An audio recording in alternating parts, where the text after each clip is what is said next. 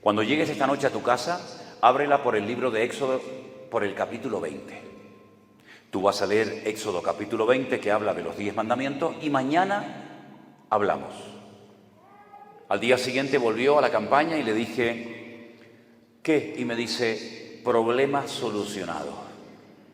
En Éxodo capítulo 20 el Señor prohíbe categóricamente el culto a imágenes hechas por las manos del hombre.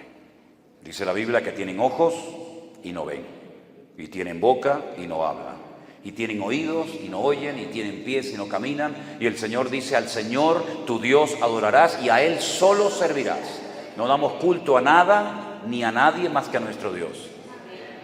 Esa chica, esa jovencita, se casó con ese muchacho.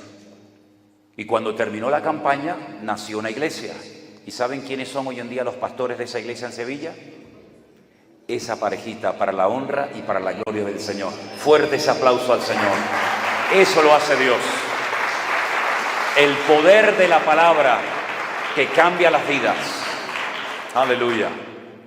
Y en esa campaña resulta que había 2 hermanas norteamericanas que habían venido para ayudar a repartir folletos, para atender a la gente nueva, para hacer reuniones con la cantidad de niños que venían todas las tardes a los cultos.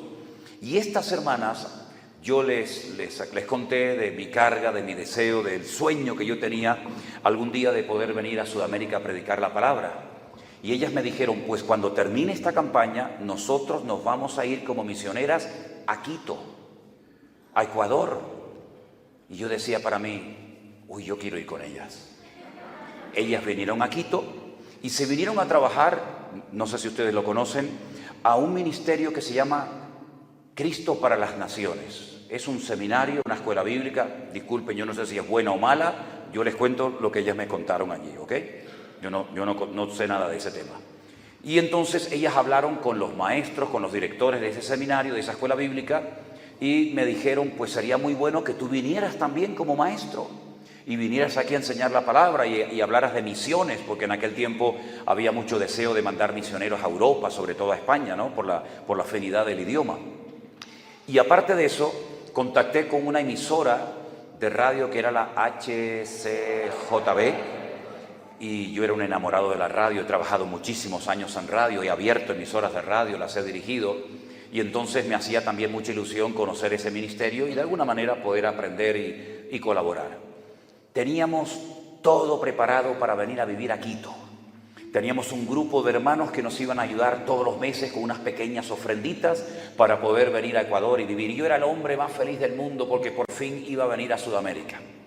En aquel tiempo estaba pastoreando una iglesia que abrimos en una región de España que se llama Galicia, de donde es mi esposa Elena, y nos visitó un misionero argentino. Predicó durante varios domingos, hicimos una amistad muy linda y le conté el sueño mío de venir a Sudamérica.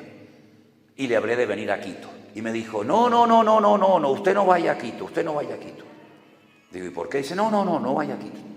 Dice, mire, en este momento hay un avivamiento tremendo en Argentina, es lo que él me dijo. Hay campañas por todos los lados, tú eres un evangelista, has trabajado años en la calle y pienso que sería mejor que fueras a Argentina. Bueno, entonces, digamos que, bueno, espérate, ahora viene la A. Me convenció y nos fuimos a Argentina a vivir por fe, sin ningún tipo de respaldo económico. Nos fuimos un par de meses con una niña pequeñita de 3 años que era Priscila en aquel momento, que hoy en día tiene 34 años y con un niño, y nos fuimos a Argentina a vivir totalmente por fe. Llego el primer día a Argentina, me quedo en la casa del hermano, de ese hermano argentino que había conocido en España, y me dice, todos los martes se hace una reunión para pastores y obreros en una iglesia y me gustaría que vinieras y así te presentamos y los pastores te conocen. Digo, bueno, vamos para allá. Llegué a esa reunión, claro, todos los pastores eran pastores de iglesias de miles de personas, muy conocidos. Yo era una hormiga, sigo siendo una hormiga, ¿no? Pero aún más chiquitita en aquel momento, y cuando llego yo me siento en el último rincón. Aprender, solamente aprender. De los grandes, de los importantes. Y resulta que hay un pastor que era el presidente en aquel momento de las Asambleas de Dios de Argentina. Y dice, tenemos hoy a un es un hermano español, un pastor, que está entre nosotros, le vamos a dar el honor hoy de que nos predique la palabra. A mí me temblaban las piernas de arriba abajo. Digo, yo, predicarle a los pastores cuando yo he venido aquí a aprender, yo no soy nada. Entonces prediqué. Cuando terminé de predicar, llegué a mi casa, yo llevaba una agenda pequeñita, y le digo a Elena, Elena, mira, tengo invitaciones para 3 meses, predicaciones todos los días.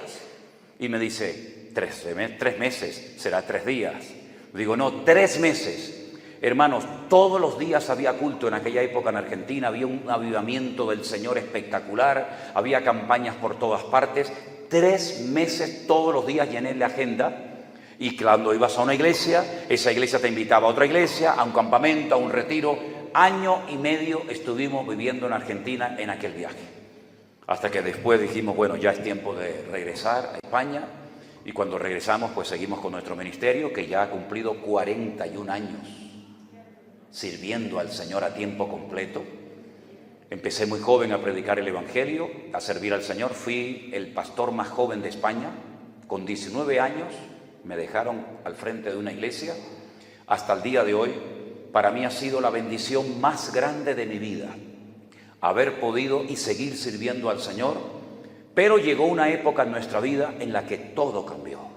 Nunca en la vida, ni en nuestras peores pesadillas, podíamos imaginarnos con lo que cuesta levantar una iglesia en España, que no es nada fácil.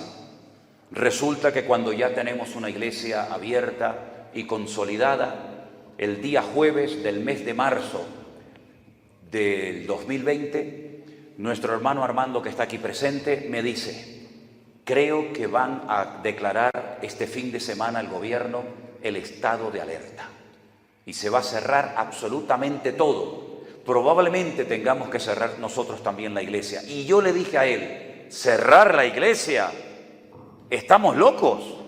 ¿Cómo vamos a cerrar la iglesia? Él me dijo, por si acaso, como yo vivía dentro de la iglesia en aquellos tiempos, tenemos una iglesia que tiene un techo muy alto y habíamos hecho unas habitaciones, un apartamento, y yo vivía en la iglesia en aquel momento con mi hija Miriam y con Elena.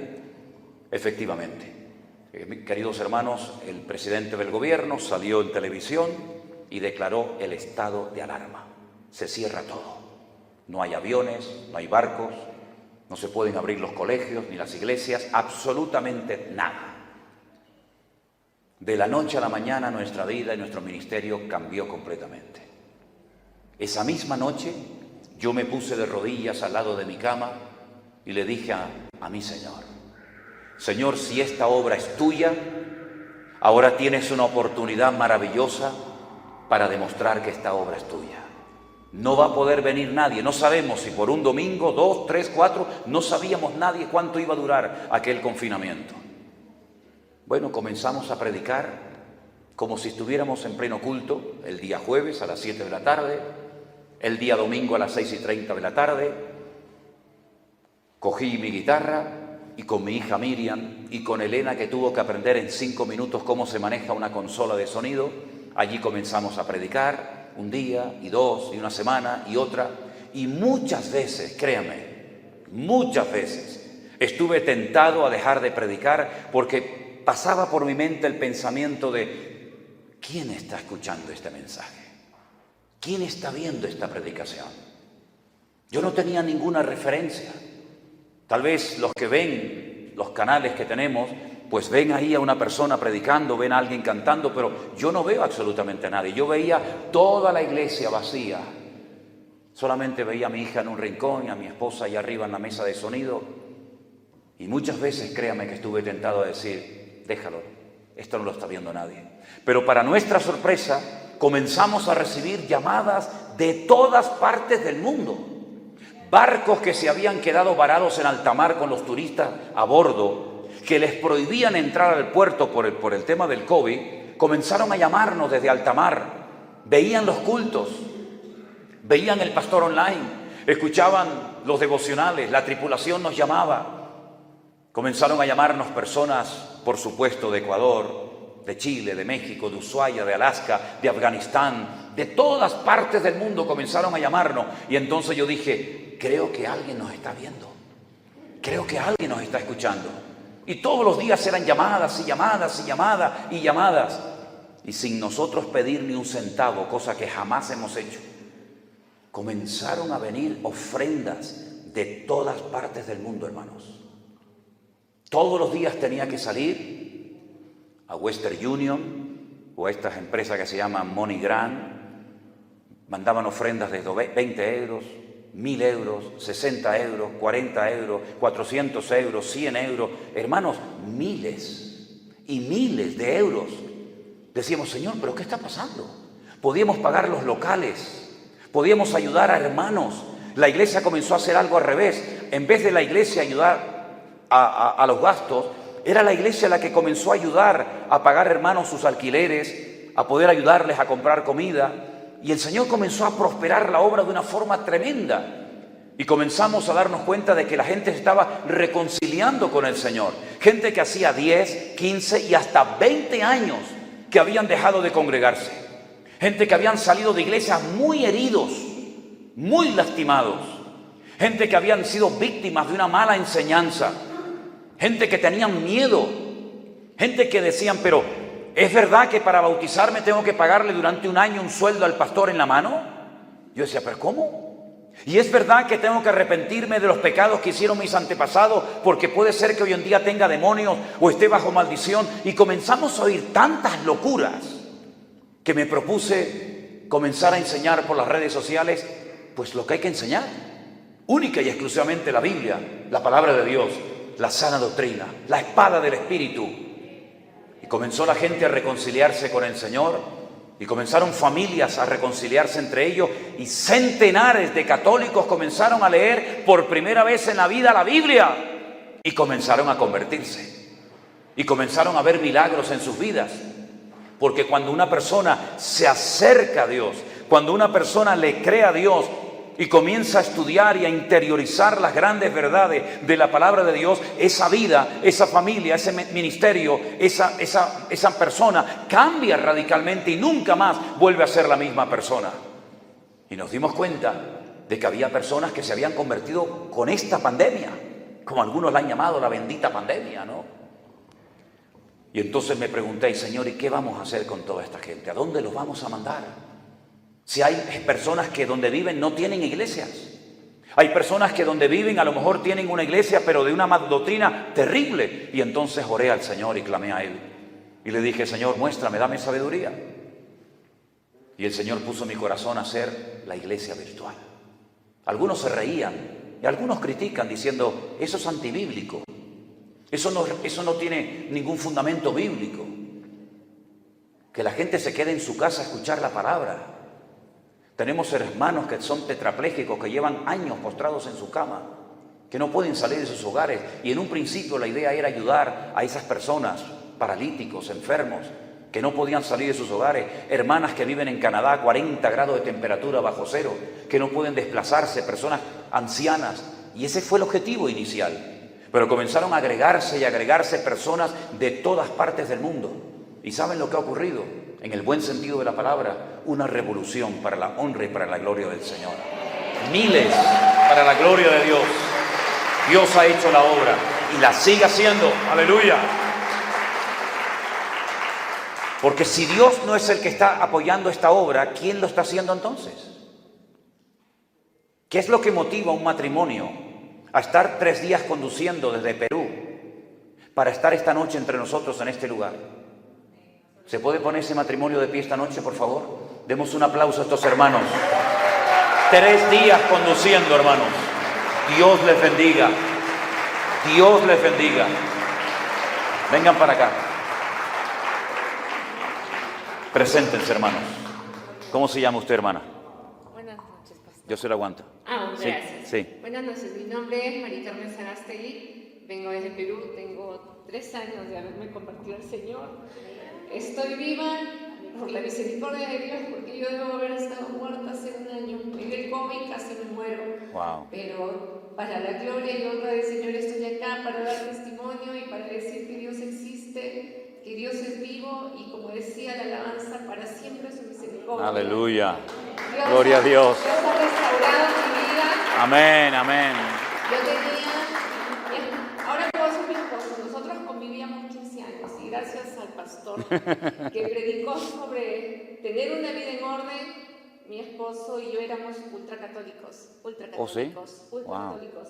Pero Más católicos que el Papa.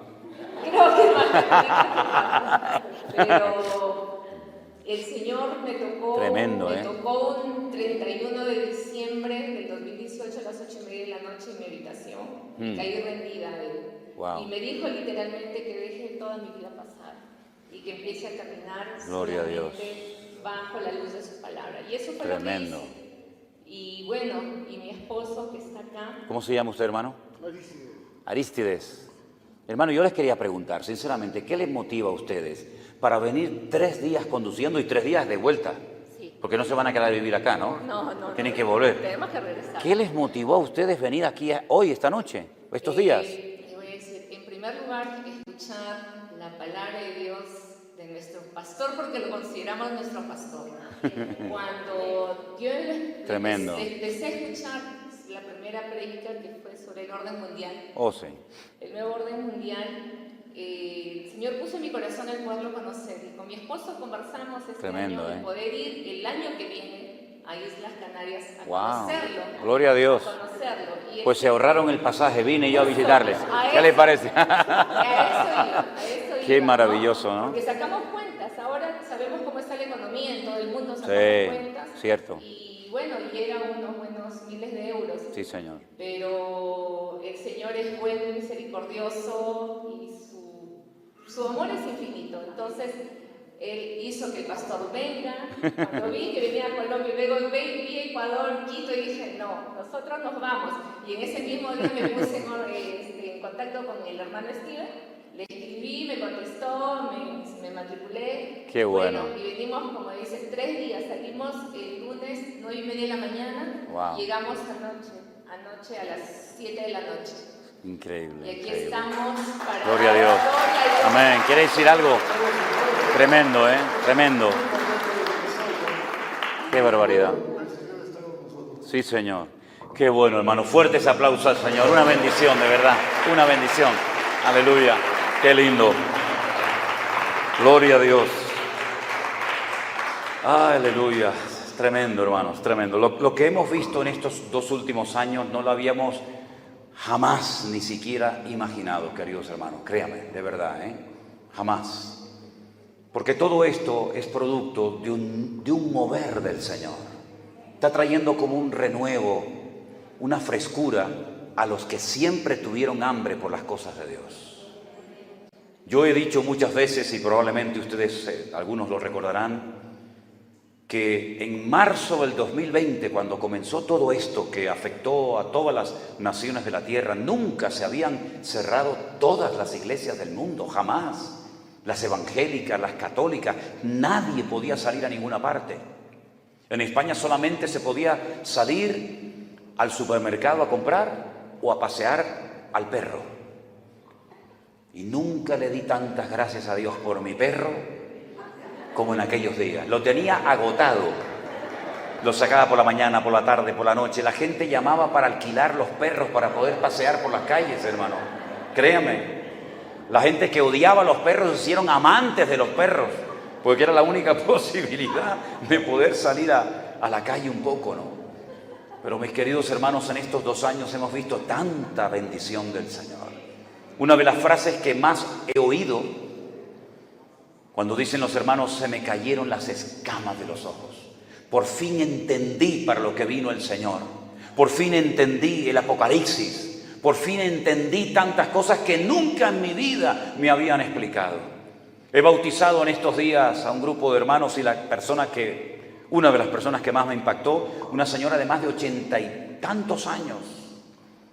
Cuando ella dijo, en ese día del bautismo, quiero poner mi vida en orden, quiero agradar al Señor y quiero dedicar los últimos años de mi vida a prepararme para la venida del Señor. Hermanos, se te ponen los pelos de punta cuando escuchas personas, ¿verdad?, que hacen un esfuerzo tremendo, ¿verdad?, como ustedes, hermanos, y como todos ustedes prácticamente, para venir a este lugar. Y yo estoy plenamente convencido de que ustedes, no porque nos hayan conocido a nosotros, ni muchísimo menos, sino que Dios es galardonador de los que le buscan.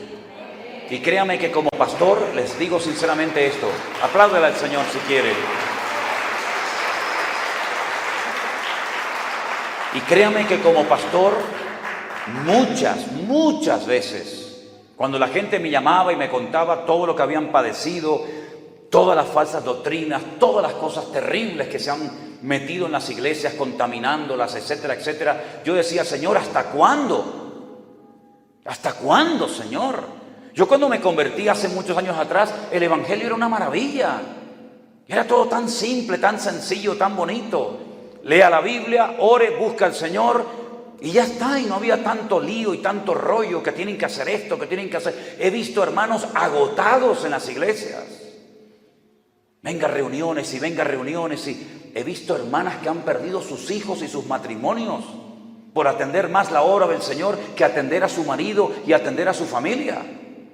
He visto pastores que se han agotado tratando de servir al Señor y han perdido lo más hermoso que tienen unos padres, como son sus hijos.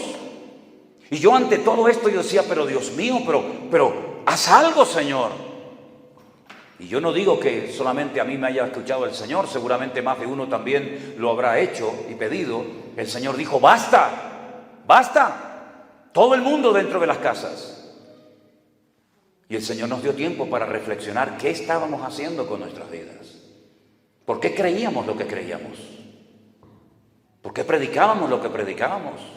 Y esos que decían siempre, es que no tengo tiempo para orar porque estoy tan ocupado y no tengo tiempo para leer la Biblia, ni siquiera para ir al culto, pues ya verás cómo vas a tener tiempo. Y el Señor nos paró a todos. Y ahí tuvimos tiempo para reflexionar, y ahí tuvimos tiempo para orar y para tener comunión en la familia. Y tuvimos tiempo para oír la voz de Dios. Porque el pueblo de Dios habla y pide y canta y reprende y declara y tantas cosas. Pero yo pregunto, ¿y a Dios cuándo lo oímos? Porque si además se ha dejado de predicar la palabra y los cultos de muchas iglesias se han convertido en teatros, en circos, en grandes megaconciertos, ¿cuándo oímos como iglesia la voz de Dios?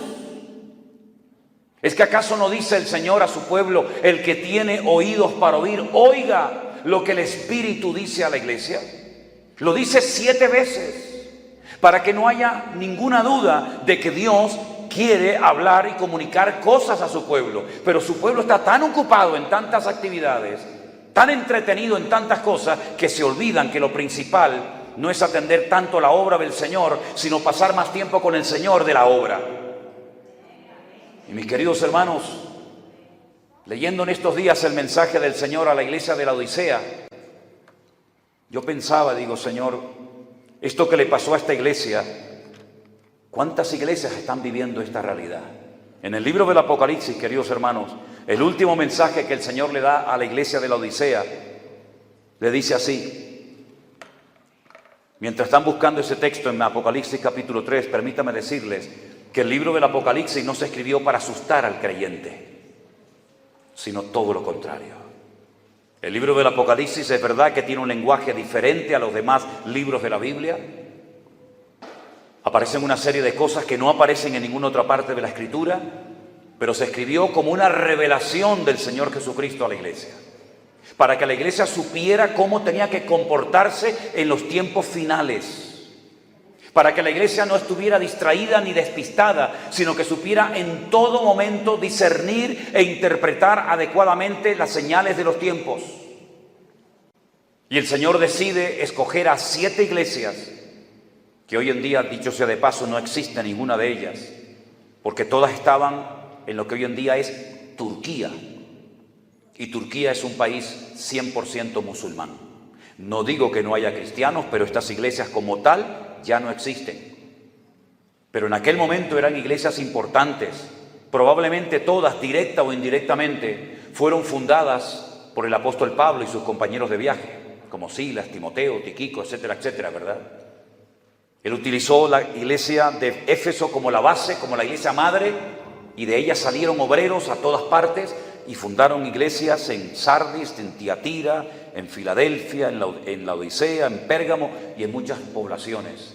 Y cada iglesia era diferente, ninguna perfecta, ninguna completa, pero todas recibieron su respectivo mensaje. y a la última de todas, a la iglesia que más se asemeja, a la iglesia que más se parece a la iglesia del siglo XXI, le dice esto el Señor. Escríbele al ángel de la iglesia en la Odisea y dile: he aquí el amén, el testigo fiel y verdadero, el principio de la creación de Dios, dice esto: yo conozco tus obras, que no eres frío ni caliente. Ojalá fueses frío o caliente. Pero por cuanto eres tibio y no eres frío ni caliente, te vomitaré de mi boca. Porque tú dices: yo soy rico y me he enriquecido y de ninguna cosa tengo necesidad. Y no sabes que tú eres un desventurado, miserable, pobre, ciego y desnudo. Por tanto, yo te aconsejo que de mí compres oro refinado en fuego para que seas rico, y vestiduras blancas para vestirte, y que no se descubra la vergüenza de tu desnudez, y unge tus ojos con colirio para que veas. Yo reprendo y castigo a todos los que amo. Sé pues celoso y arrepiéntete. He aquí yo estoy a la puerta y llamo. Si alguno oye mi voz y abre la puerta, entraré a él, cenaré con él y él conmigo. Y al que venciere le daré que se siente conmigo en mi trono, así como yo he vencido y me he sentado con mi Padre en su trono. Y termina, como siempre termina el mensaje a las iglesias: y el que tiene oídos para oír, que oiga lo que el Espíritu dice a las iglesias. ¿Cuántos dicen amén? Cierre sus ojos un instante, por favor. Amado Padre Celestial, gracias por esta noche gloriosa, esta noche en la que hacemos historia, Señor. Esta noche que estaba en tu corazón desde hace mucho tiempo, Señor, pero que ahora nos permites disfrutar todos juntos en armonía. Así como tú le decías a tus iglesias antaño que tenían que oír la voz de tu Espíritu hablando, yo te pido, Señor, que en esta noche nos hables y que oigamos tu voz y que estemos atentos a la instrucción, a la reprensión si hace falta, a la exhortación, porque yo quiero, Señor, que todos los presentes que estamos aquí y los que después algunos vean este mensaje puedan decir: hoy el Señor habló a mi vida. Nos ponemos en tus manos, Señor, en el nombre de Jesús. Amén y amén. Este libro lo escribe Juan, el discípulo amado, aquel que se atrevió a poner su cabeza en el costado del Señor y oír el latido de su corazón. Aquel que se atrevió a decirle: ¿quién es el que te va a entregar, maestro?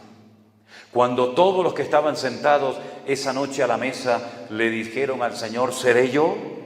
¿Seré yo? Juan no hizo esa pregunta. Juan sabía perfectamente que él no iba a traicionar ni a vender al Señor. Juan le dice al Señor: ¿quién es, Señor? Y él recibió en aquel momento, sentado en aquella mesa en Jerusalén, la revelación del traidor, de quién iba a traicionar y a vender al Señor por 30 piezas de plata. Judas Iscariote. Y ese hombre que llegó un día a decirle al Señor: Señor, ¿quieres que ore para que caiga fuego del cielo y destruya a esta población? Ese hombre que el Señor le dijo: eres como el trueno, impetuoso, violento, agresivo, hijo del trueno. A ese que lo denominó y lo catalogó así, después lo conoceríamos como el discípulo del amor. El cambio que se produce cuando una persona se pone en las manos del Maestro. Amén, hermanos. Te cambia completamente la vida. Tu forma de pensar, tu forma de vivir, todo lo cambia el Señor cuando le dejamos a Él que nos cambie. Y ese hombre se atreve a escribir un evangelio extraordinario, sin desmerecer al evangelio de Mateo, ni el de Marco, ni el de Lucas. Sin lugar a dudas, el evangelio de Juan es un evangelio completamente diferente. Si no fuera por ese evangelio, nunca sabríamos que Jesús mantuvo una larga y profunda conversación a solas con una mujer junto al pozo de Samaria, la famosa mujer samaritana. Aquella mujer que le dijo: me parece que tú eres profeta. Era mucho más que un profeta. Aquella mujer que no se ofendió cuando le dijo el maestro: llama a tu marido, dile que venga. Y ella le dice: es que yo no tengo marido. Y el Señor le dijo: muy bien la respuesta, porque 5 has tenido y el que ahora tienes no es tu marido. ¿No les llama la atención que salió a las 3 de la tarde con el calor abrasador de esas tierras a buscar agua y que no había nadie? A nadie se le ocurría salir a esas horas tan calurosas a buscar agua, pero era la hora a la que ella podía salir y ninguna mujer del pueblo la insultaría mientras la viera por la calle. Cuando el Señor Jesucristo le dice a aquella mujer: dame de beber, y ella se queda sorprendida porque primero un hombre nunca en aquella cultura le iba a pedir nada a ninguna mujer, menos siendo samaritana. De hecho, ella le dice: ¿cómo tú siendo judío me pides a mí un vaso de agua? Y entonces el Señor le dice aquella frase célebre: si tú supieras quién habla contigo, tú le pedirías que te diera agua viva. Y se produce una conversación extraordinaria solamente en el Evangelio según San Juan. Nunca Marcos nos dijo nada de esto, ni Lucas, ni Mateo, solamente Juan. Si no fuera por este anciano, por este viejito llamado Juan, nunca sabríamos que en Jerusalén había un estanque llamado el estanque de Betesda, donde había multitud de enfermos esperando el movimiento del agua, que por cierto nunca se producía, porque preferían esperar en esa leyenda de aquella época que ir al templo, que era una cueva de ladrones, donde hacía muchos siglos que el Señor había retirado su gloria de ese lugar. Si no hubiera sido por Juan, nunca hubiéramos sabido eso. Si no hubiera sido por este hombre, nunca sabríamos que Jesús resucitó a un hombre después de 4 días de estar sepultado en un cementerio, su íntimo amigo Lázaro. Si no hubiera sido por Juan, nunca sabríamos que el Señor escupió, hizo lodo, barro y se lo untó en los ojos a un pobre ciego de nacimiento y lo mandó a la otra punta de la ciudad, no al estanque de Betesda, sino al estanque de Siloé, y cuando regresó viendo. Es decir, Juan era un hombre muy detallista, que se daba cuenta de que el Señor Jesucristo no solamente tenía tiempo para las multitudes, para atender a las masas, sino también para atender a la gente, individualmente hablando. A la viuda, al huérfano, al niño, al religioso, a la pecadora, etcétera, etcétera. Y ese hombre que conoció tan de cerca al Señor, que fue el único de los 12 discípulos que murió de muerte natural, el Imperio Romano intentó matarlo en más de una ocasión, de muchas formas, pero no lo consiguió. El Señor lo protegió porque le había dado una promesa. La promesa se encuentra en el último capítulo del Evangelio según San Juan, capítulo 21. Yo quiero que Él quede hasta que yo venga. ¿Se acuerdan? Y algunos discípulos dijeron: no va a morir, Juan no va a morir. Y Juan aclara y dice: el Señor no me dijo que no iba a morir. El Señor lo que me dijo es que yo quedaría hasta que Él viniera. Y lógicamente se refería en visión, a través de las revelaciones y sueños del extraordinario libro del Apocalipsis. Y a este hombre, con casi 100 años de edad, lo destierran a la isla de Patmos para que se muera de frío, de hambre o de sed. Pero es en aquel lugar donde ya humanamente ya no hay nada que hacer, cuando la revelación más extraordinaria del mundo sobre la persona de Jesús se le manifiesta a él. Hasta el punto que ese hombre que conoció tan de cerca al Señor, ese hombre que conocía cosas que nadie sabía, porque tuvo el privilegio de tener en su casa nada más y nada menos que a María, la madre del Maestro, las conversaciones, que habrán tenido hasta altas horas de la noche hablando del Señor. Ese hombre en la isla de Patmos Cuando lo vio, dice que caí como muerto a sus pies, pero el Señor puso su diestra sobre mí y me dijo: no temas, yo soy el primero y el último, el que estuve muerto, mas he aquí que vivo por los siglos de los siglos, amén. Y tengo las llaves de la muerte y del Hades. Escribe en un libro lo que va a suceder en el tiempo futuro. Y ahí viene el libro del Apocalipsis, un libro extraordinario, un libro con unas revelaciones magníficas que todavía hasta el día de hoy a más de uno lo dejan con la boca abierta. Y me produce muchísima tristeza y dolor en mi corazón cuando oigo creyentes que dicen: hermano, yo nunca, mientras me congregué en tal o en cual iglesia, nunca oí un estudio sobre el libro del Apocalipsis. No tenía ni idea de lo que significaba eso de los cuernos y los caballos que cambian de colores y los sellos y las trompetas y la marca de la bestia, etcétera, etcétera. Es una tragedia que la iglesia del siglo XXI haya perdido el conocimiento de uno de los libros más importantes que jamás se hayan escrito. Porque no es la información única y exclusivamente de tragedias y de calamidades que van a suceder, sino es la revelación de la persona, de la esencia del Señor Jesucristo. Porque nunca terminaremos de conocerlo en su totalidad. Porque Él es Dios. Y a Dios nunca terminaremos de conocerlo tal y como Él es al 100%. Por eso necesitamos una eternidad, porque por mucho que leamos, por mucho que estudiemos, por muchos diplomas que obtengamos en la vida, nunca en esta vida, con tantas limitaciones de toda índole, podremos llegar al conocimiento de lo que es nuestro Dios y de las grandezas de nuestro Dios. Amén, hermanos. Y tantas preguntas tiene uno, ¿verdad? Decir: Señor, ¿para qué creaste tantos satélites y tantos planetas? ¿Y para qué una dimensión gigantesca del universo?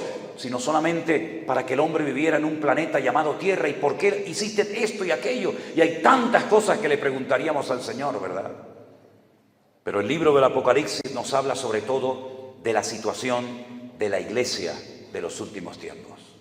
Nosotros no vivimos en el siglo I. No sé si hubiéramos aguantado la presión y las persecuciones y el altísimo precio que se tenía que pagar como cristiano en aquella época. No lo sé. Nosotros no vivimos en la época de la persecución de la Santa Inquisición en la Edad Media en España o en Latinoamérica, que también vinieron. El Señor decidió que viviéramos en la recta final de la historia de la iglesia. Y el Señor nos da una fotografía, una radiografía de cómo iba a ser la iglesia de los últimos tiempos. Una iglesia, como decían, rica. Una iglesia que llegaría a decir: de ninguna cosa tenemos necesidad. Pero una iglesia que perdió lo más importante que puede tener una iglesia. ¿Saben lo que es? La presencia misma del Señor. La presencia del Señor es lo más importante que puede haber en esta noche entre nosotros. Da igual si tenemos un templo bonito o muy humilde. Da igual si nos tenemos que reunir a la sombra de un árbol o en una cueva o al aire libre, da igual. Pero siempre y cuando esté el Señor entre nosotros, da igual el lugar. Si tenemos micrófono o no, con luz o sin luz, da igual. Pero si el Señor está, ese lugar es santo y sagrado. Pero podemos tener la iglesia más lujosa del mundo, la catedral más llena de lujo, pero si no está el Señor, eso no sirve absolutamente de nada. Y eso fue lo que le pasó a la iglesia. No a un templo pagano de Corinto, no a un templo pagano de la época romana, no, a una iglesia cristiana como podríamos ser nosotros en esta noche. Perdieron la presencia del Señor y no se habían dado cuenta, que es lo peor. Porque cuando alguien pierde algo y se da cuenta, lo busca, ¿sí o no? Cuando alguien pierde el teléfono, las llaves o lo que sea, inmediatamente uno lo busca. ¿Ve dónde fue la última vez que lo usé? ¿Dónde estuve? Ah, fue allí. Pero cuando alguien pierde algo y no se da cuenta, es una tragedia. Y eso fue lo que le pasó a la iglesia de la Odisea, que perdieron la presencia del Señor y no se habían dado cuenta. Entonces mi pregunta es: cuando esa gente se reunía para cantar, ¿a quién le estaban cantando?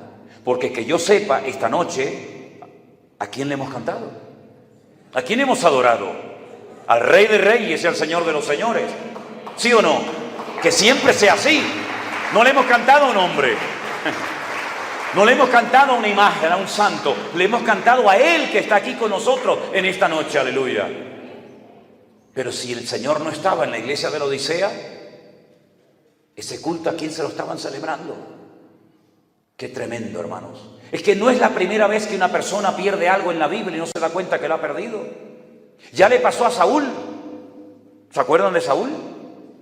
Lo tuvo todo y lo perdió todo. Por celoso, por rebelde y sobre todo por desobediente.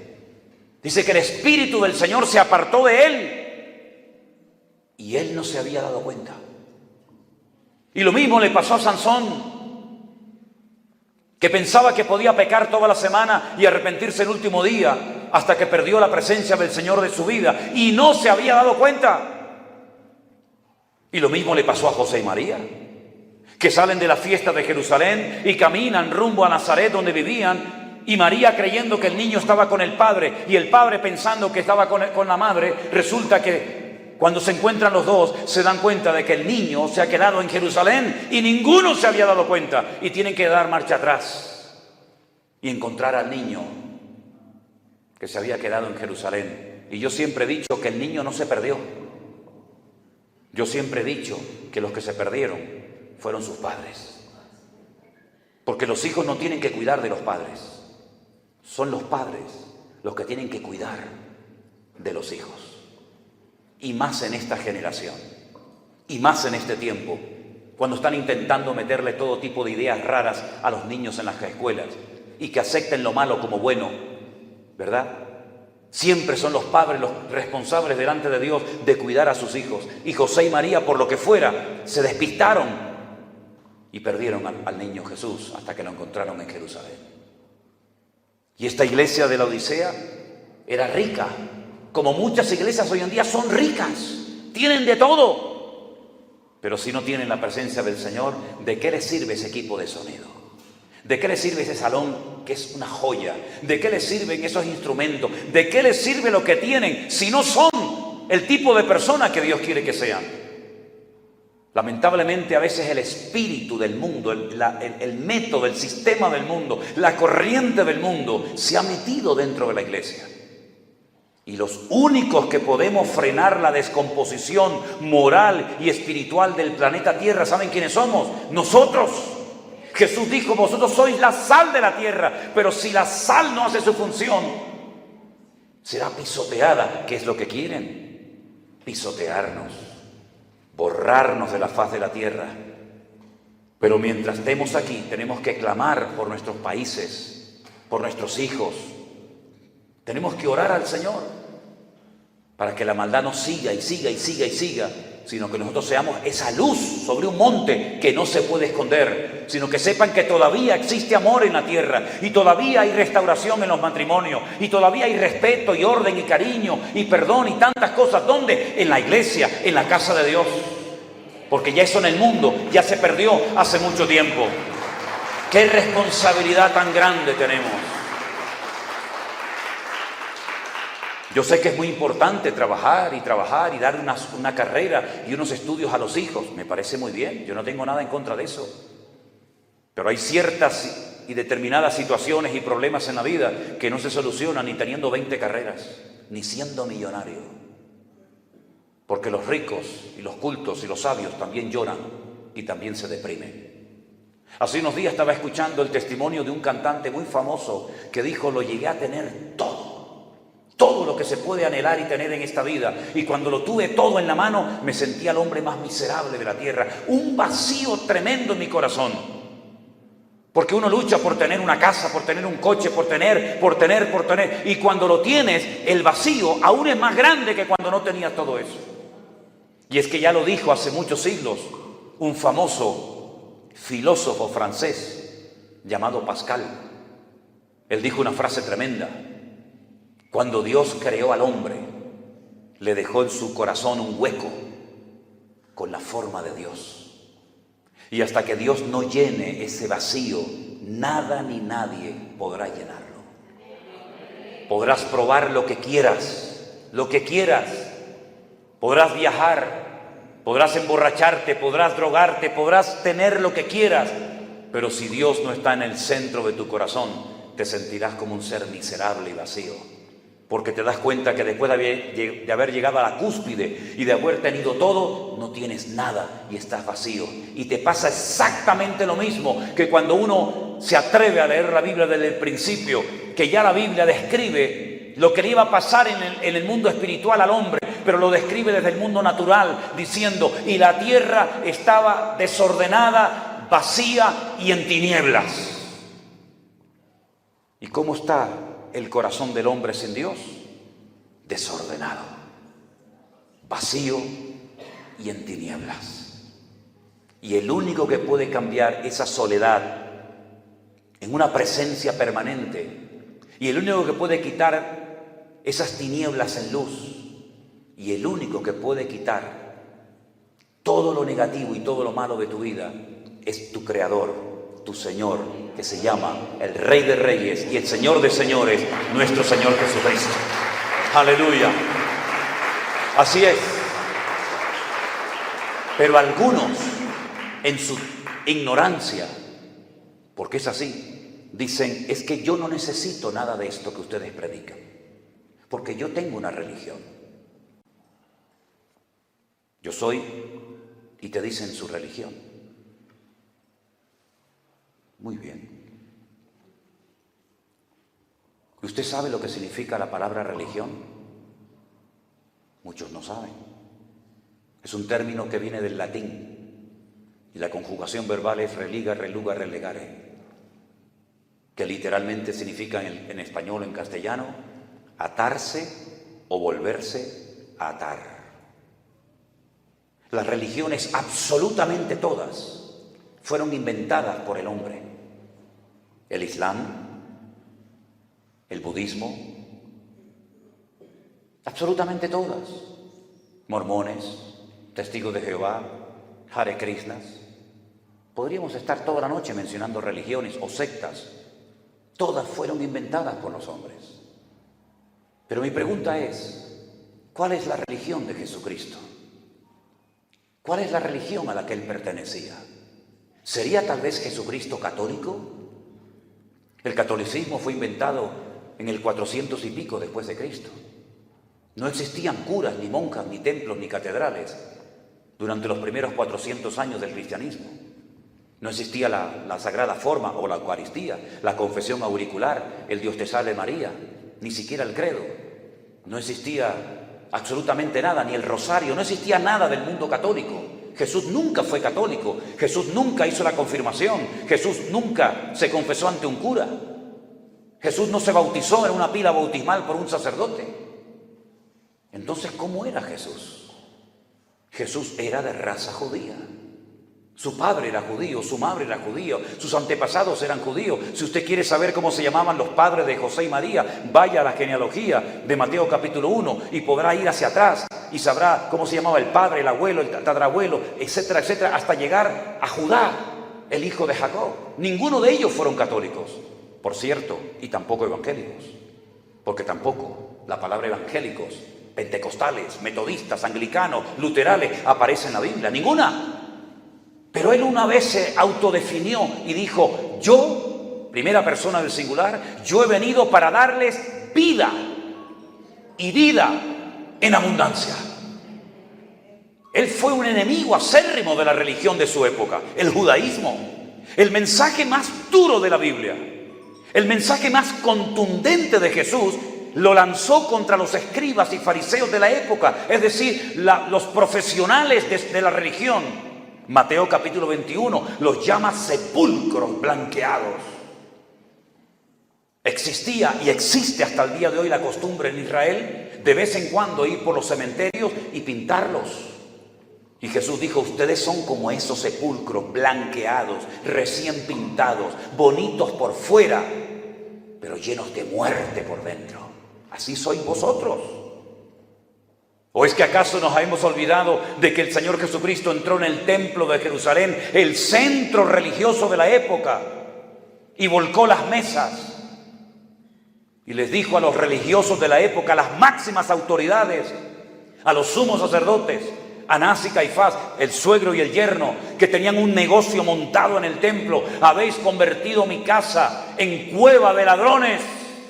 Y mi casa tenía que haber sido una casa de oración, y esto es una cueva de ladrones, donde se comercia con la gente, donde la gente tiene que ir al estanque de Betesda a esperar un milagro, porque aquí no pasa nada, porque aquí, igual que la iglesia de la Odisea, hace mucho tiempo que mi Padre no habita ni se mueve en este lugar, y ellos no se habían dado cuenta. El mensaje más duro del ministerio de Jesús no lo lanzó a sus discípulos ni a las multitudes, sino a los escribas y fariseos, ¿verdad?, llamándolos hipócritas.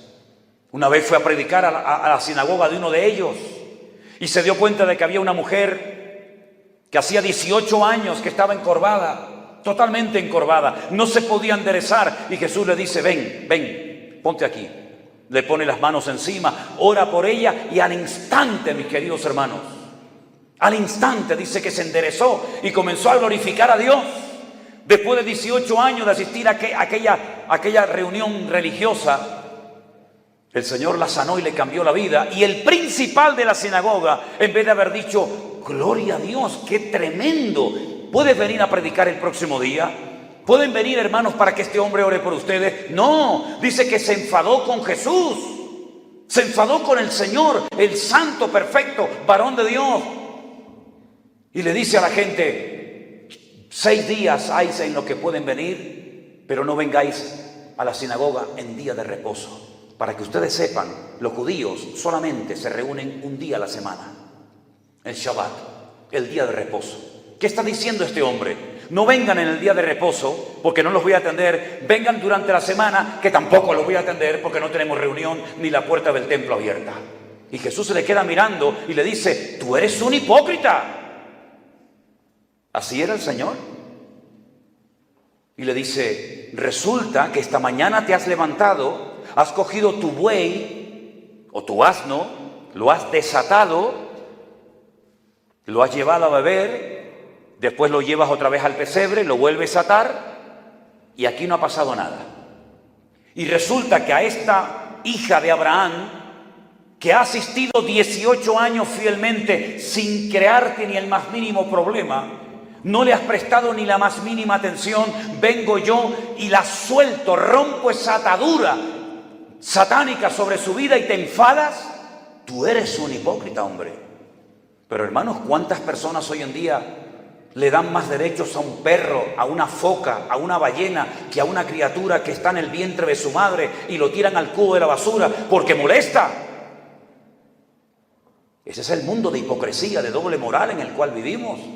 Y los únicos que podemos marcar una diferencia somos los cristianos, los que hemos aceptado y recibido al Señor Jesucristo en nuestro corazón como nuestro Señor y Salvador personal. Pero si nosotros callamos, el Señor Jesucristo llegó a decir: pues las piedras tendrán que hablar, porque si ustedes callan ya no hay ninguna posibilidad de cambio en la sociedad. ¿Por qué la gente ha cambiado? ¿Por qué la gente ha pasado de muerte a vida? ¿Por qué la gente ha tenido el gozo y la paz en su corazón? Porque alguien ha predicado, porque alguien ha hablado de Cristo. Pero si calláramos, el mundo se iría al desastre más absoluto. ¿Qué es lo que intenta el mundo? Taparnos la boca. Que no hablemos, que no denunciemos el pecado. Incluso hay en algunas iglesias donde ya la palabra infierno, no hable de eso, pastor, porque la gente se enfada. No hable de pecado, no diga eso, porque hay unas cuantas personas en la iglesia que dan dinero, y si usted habla de pecado, se van a ir y perdemos dinero y ofrenda y poder adquisitivo. ¡Qué vergüenza! ¿A dónde ha llegado la iglesia del Señor? ¿Verdad?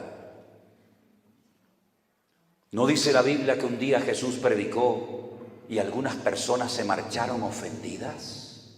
¿Lo dice eso en su Biblia? Lo dicen todas las Biblias del mundo. ¿Qué hicieron los discípulos cuando notaron que mientras predicaba Jesús, la gente se levantaba y se marchaba muy ofendida con él? Maestro, hoy la gente se ha sentido muy ofendida contigo, como diciéndole: afloja un poco.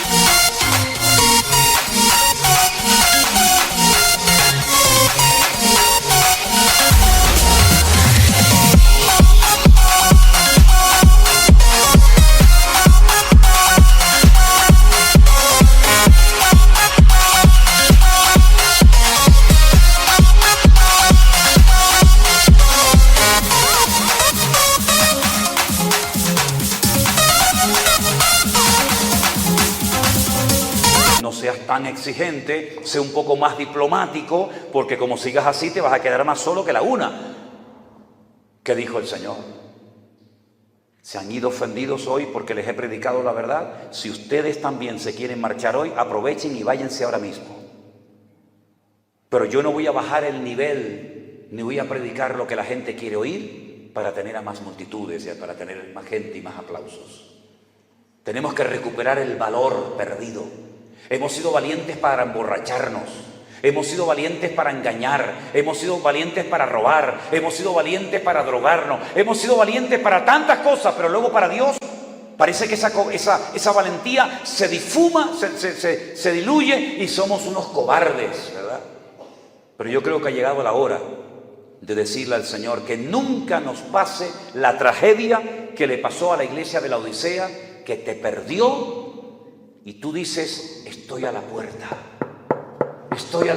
llamo y nadie se entera, nadie me abre, como cuando el Señor sacó a Pedro de la cárcel, ¿se acuerdan? Pedro toda la noche en la cárcel, la iglesia orando, manda el Señor un ángel, lo saca de la cárcel y llega a la casa donde estaba la iglesia reunida. Y resulta que toca la puerta, va una muchacha a abrir la puerta y dice, Pedro, ábreme, que estoy fuera. Y la muchacha entra al culto y le dice a los hermanos, fuera.